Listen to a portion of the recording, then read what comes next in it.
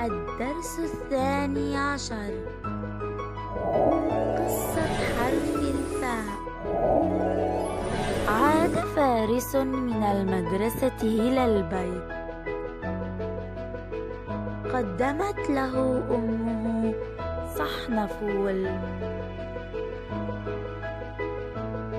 راجع دروسه، ثم طلب من أمه أن يشاهد التلفاز.